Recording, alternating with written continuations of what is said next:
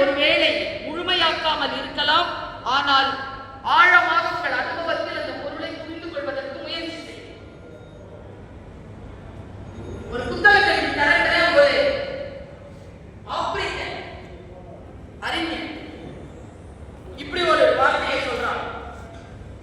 நான் ஏற்கனவே பதிவு பண்ணி என்ன சொல்றாங்க,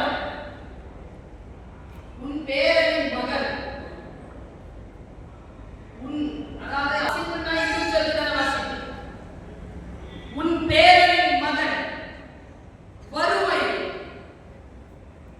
தெருவில் வாகனங்கள் இன்றி நடப்பான். எப்படிங்க?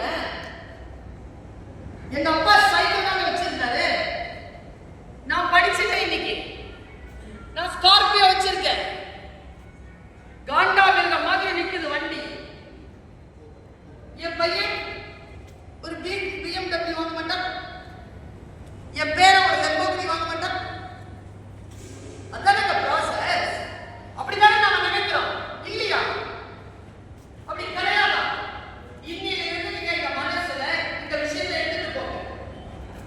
அதற்கு அவன் என்ன காரணம் சொல்றான்? முதல் காரணம் அவன் 4 ஸ்டெப்ஸ் சொல்றான். 4 ஸ்டெப்ஸ்.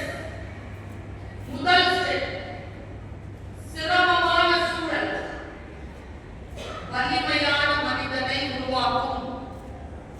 சரியா? கஷ்டப்பட்டவங்க வலிமையான, சிரமமான சூழல் சிரமமான மனிதன் வலிமையான சூழலை உருவாக்குவார். அல்லது சிரமமான சூழல் வலிமையான மனிதனை உருவாக்கும். வலிமையான மனிதன் வசதி